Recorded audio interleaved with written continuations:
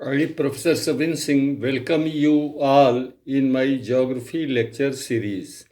Today, I'll talk about the introductory part of insulation.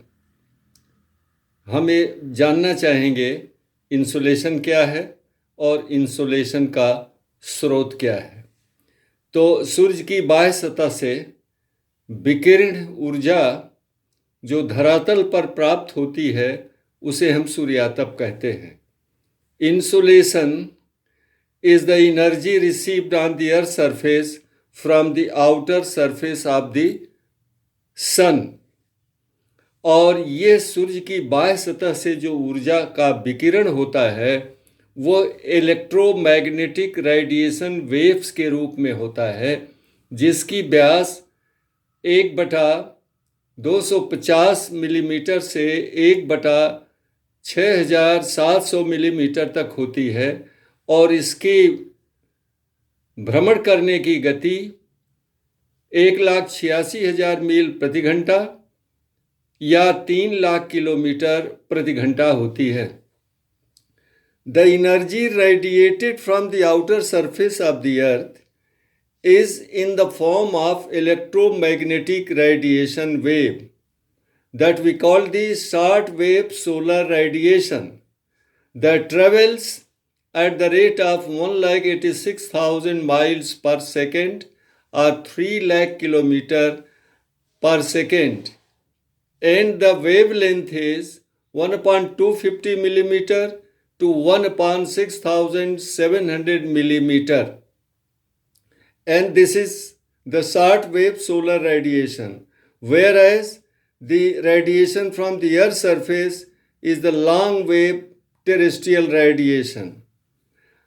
हम ये जानते हैं कि सूर्य एक ऊष्मा का बहुत बड़ा इंजन है जो कि धरातल पर पवन संचार, समुद्रों में लहरों और धाराओं का जनन, बहिर्जात प्रक्रमों अर्थात अनाच्छादन अर्थात अपक्षय और अपरदन के कारकों का जनन संभव करता है, और इसके द्वारा ही जीवमंडल में सभी प्रकार के जीवों का अस्तित्व संभव हो पाता है।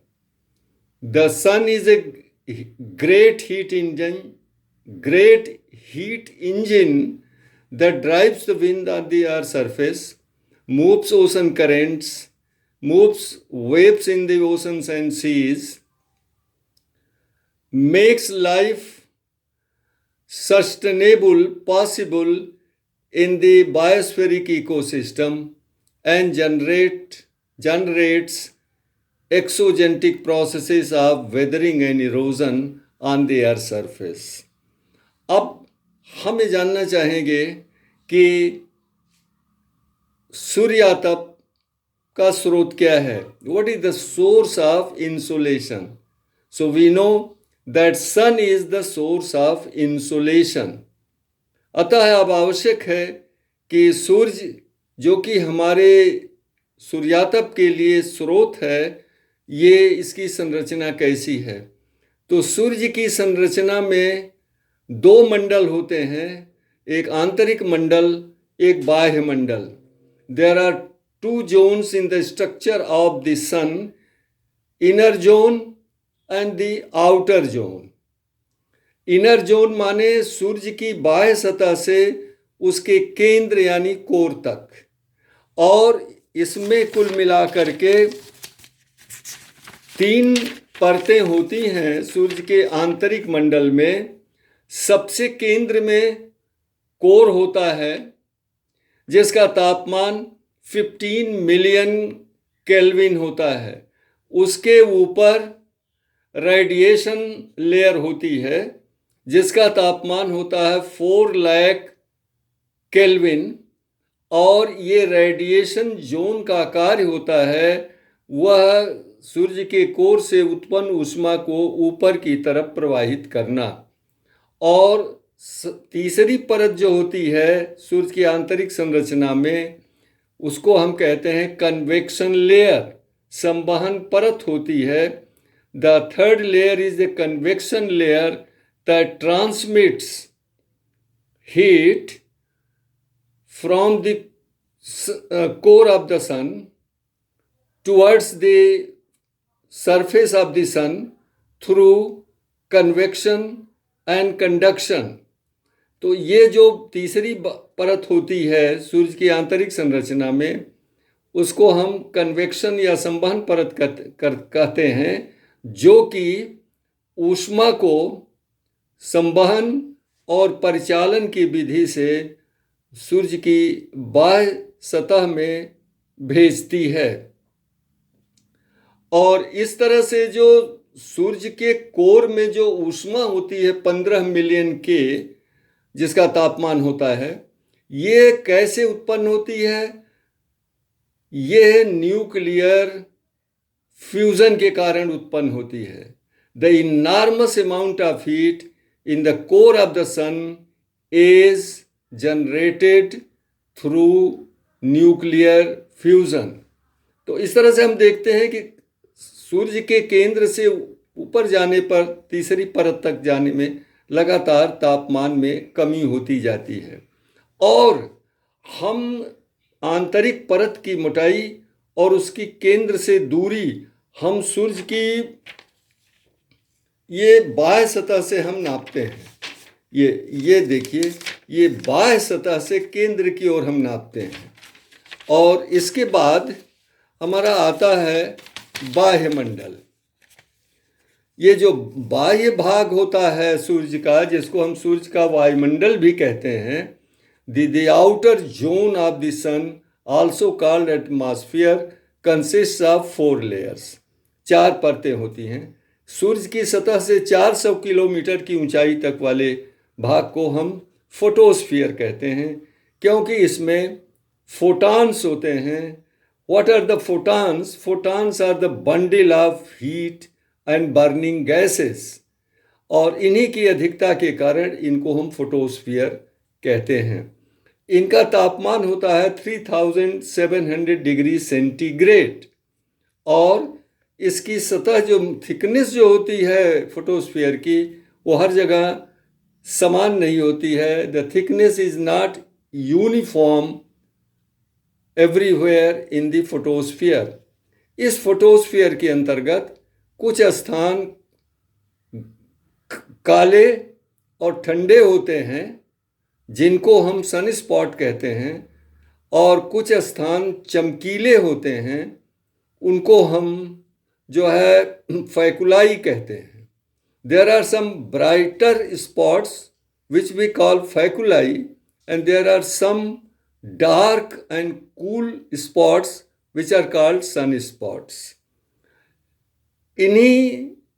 इसी फोटोस्फीयर में जब इलेक्ट्रॉन और प्रोटॉन की धाराएं फूट निकलती हैं, तो उनको हम सौरिक पवन कहते हैं।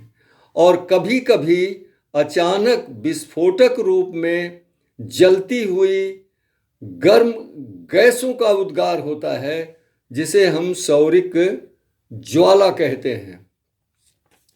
So sometimes there is a release of a stream of electron and photons, and these streams are called solar wind. And there is sometimes sudden explosion of hot and burning gases. These are called solar flares. और ये जब solar wind जो है वो पृथ्वी के चुंबकीय ध्रुव पर पहुंचती हैं, तो वहाँ पर ये प्रकाश करती हैं, जिनको हम ध्रुवी प्रकाश कहते हैं, ऑरोरल लाइट कहते हैं।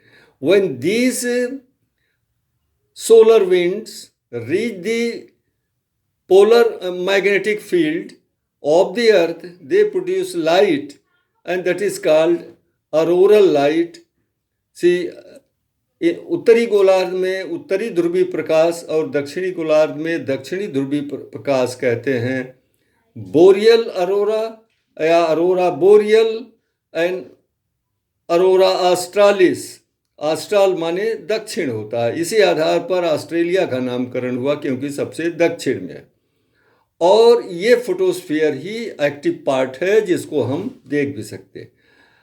फोटोस्फीयर के ऊपर होता है क्रोमोस्फीयर, जिसकी ऊपरी सीमा जो होती है सूर्य की सतह से 2100 किलोमीटर होती है। The upper limit of chromosphere is 2100 kilometer from the solar surface, and the temperature here increases to 7700 degrees centigrade, but we cannot see with naked eye this chromosphere.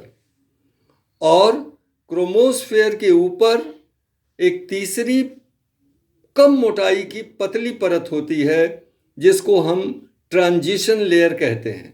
There is a thin transition layer surrounding chromosphere, and the thickness is only 100 kilometer, but the temperature suddenly rises to 5 lakh centigrade. और ये जो transition zone है, this transition zone जो होता है वो केवल 100 kilometre की मोटाई का होता है, लेकिन इसमें तापमान अचानक बढ़ जाता है जो 5 लाख डिग्री सेंटीग्रेड हो जाता है। और इसके ऊपर चौथी परत होती है जिसको हम आउटर मोस्ट लेयर कहते हैं। This is called corona. Corona means crown. Corona का अर्थ होता है ताज। Since this is the outer most layer of the sun, just like a crown of the sun, and that's why it is called corona. And here the temperature is more than 5 lakh degrees centigrade. But we cannot see corona with naked eyes. We can see corona only during solar eclipse. Solar Eclipse के समय ही हम corona को देख पाते हैं। तो इस तरह से हमें जो ऊष्मा प्राप्त होती है वह सूर्य के फोटोस्फीयर से प्राप्त होती है, और ये जितनी ऊष्मा सूर्य के फोटोस्फीयर से विकिरण होती है पृथ्वी पर केवल 1/2 अरबवां भाग ही प्राप्त होता है। लेकिन ये स्वल्प मात्रा ऊष्मा की भी 23 ट्रिलियन हॉर्स पावर के बराबर होती है। Only 1/2 billionth part of total radiant energy from the photosphere of the sun is received on the Earth's surface.